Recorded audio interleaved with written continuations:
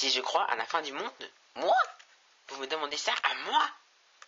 Eh ben, écoutez, d'un côté, je pèse le pour et le contre, en fait. Parce que d'un côté, je suis sûr que ce serait plutôt Chaos qui aurait tout manigancé pour pouvoir détruire la Terre juste pour le but de se venger. Et de l'autre, d'après le maître du portail, on a tellement échappé à maintes reprises la fin du monde que du coup, on n'aurait pas à s'inquiéter pour celle-là. Donc, je reste indécis, voilà. Bref, je ne sais pas. Voilà.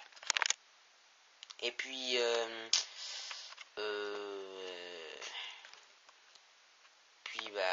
voilà, c'est tout ce que je voulais dire. Et s'il vous plaît, ne me posez plus ce genre de questions à l'avenir. S'il vous plaît. Ah bah, moi, la fin du monde, moi je dis tout simplement, je sais pas, en fait. Enfin, si, je sais ce qui pourrait se passer. Le soleil serait, il y aurait un genre de phénomène dont je ne connais le nom par rapport au soleil, qui dirigera toutes ces flammes vers la Terre. Ainsi, en vertu du pouvoir des champs magnétiques, cela nous protégerait, mais à cause des effets du vent solaire, cela inverserait la puissance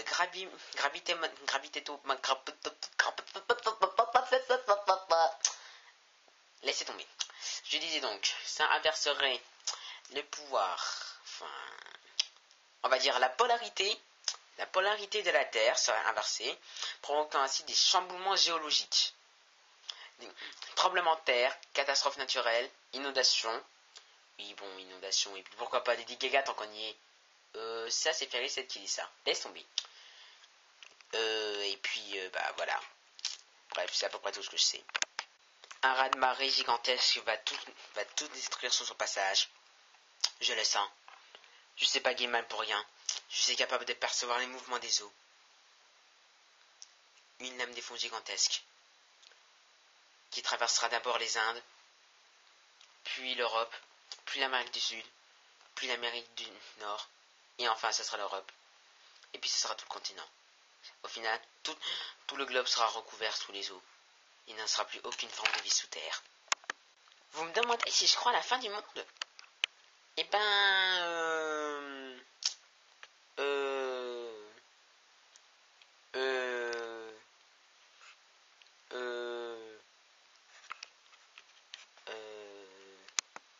il y a longtemps, j'ai toujours dit qu'un jour, toute source de lumière sera anéantie, et il semble que ce soit vrai.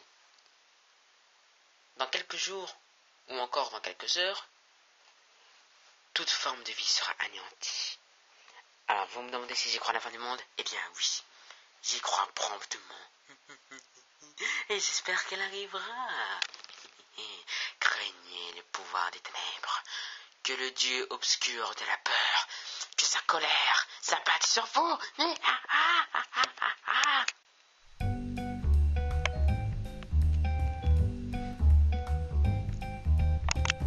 Je vais voler droit dans les airs jusqu'à ce que je sois hors d'atteinte, quitte à devoir traverser la couche d'ozone et pouvoir sortir de la galaxie. Quitte à ce que ça me coûte toute ma vie, je préfère encore mourir dans l'espace plutôt que d'être anéanti par un gros astéroïde, qui serait peut-être un des Skylands que Chaos aurait projeté sur la Terre. Oui, je sais, je parle lentement, je laisse des grands espaces, mais c'est fait pour, et de toute façon, on se moque. Je prévoyais de cacher sous terre, je peux pas parce que plus on creuse, plus il fait chaud. Je prévoyais de faire quoi d'autre? Attendez, normalement c'est écrit sur mes notes, bien que je ne puisse pas bouger. J'aimerais essayer de m'en rappeler. J'aimerais aussi tenter de me trouver un abri hors d'atteinte, mais il n'y a pas moyen. Toute la terre sera détruite. Je vous le dis, c'est la fin du monde. C'est la fin du monde. Il n'y a plus aucun échappatoire. C'est la fin du monde. Moi, je n'ai qu'une chose dont je dois m'assurer, que ma flamme ne reste jamais éteinte. Ou sinon, là c'est sûr, je ferai partie de ceux qui mourront à la fin du monde. À moins bien sûr qu'ils ne disparaissent soudainement sans s'en rendre compte, sans laisser aucune trace.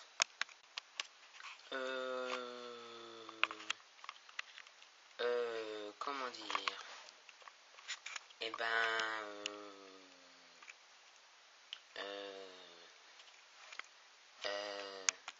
moi, je vais concevoir un bunker anti-astéroïde, anti-catastrophe naturelle, anti-tornado, anti-chute de lave, anti-catastrophe, anti-tremblement de terre, bref, qui résiste à toutes les intempéries de la fin du monde. Oui, sinon, au pire des cas, j'observe de mon attaque choc flamboyant afin de pouvoir repousser le vent solaire. Un lance-flamme contre un lance-flamme, oui. Qui n'aurait pas mieux rêvé que d'affronter le soleil? Moi, bien sûr. Castroster m'a proposé des lire à domicile dans la crypte noire. Vous savez, là où il habite, avec les fantômes qui aiment manger des tartes et tout. Il m'a proposé de venir y vivre.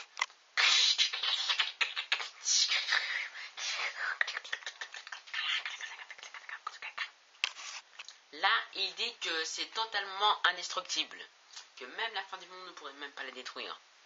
Enfin, qu'il n'en est pas sûr.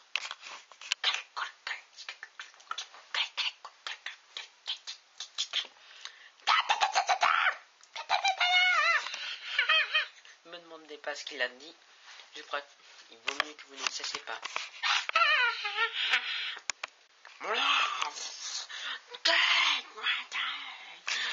La postana, tapeta, fuego, la toda para pasa, pato.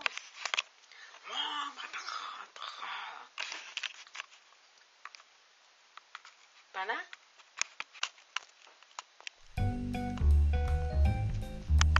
Mon épée. Juste mon épée. Le portail qui mène au Skyland. J'aurais bien aimé protéger le livre écrit par Ion, mais Hugo a dit qu'il s'en chargerait. Alors je laisse la tâche, en espérant qu'il ne soit pas en train de le lire alors qu'il est, et qu'il ne l'ait pas oublié à sa bibliothèque qui doit contenir une telle pile de livres que je n'ose même pas y aller pour pouvoir les compter.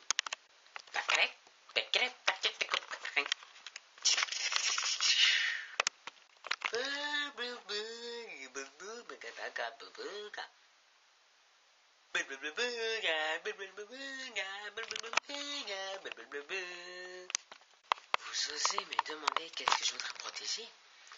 J'ai toujours souhaité de détruire une chose, la Terre. Je ne suis pas aussi folle que Chaos, mais je préférerais le faire à la méthode obscure.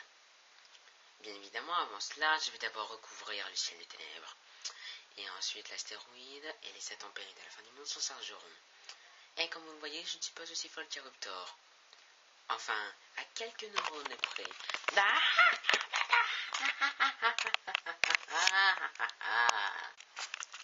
Ceci clôt notre débat.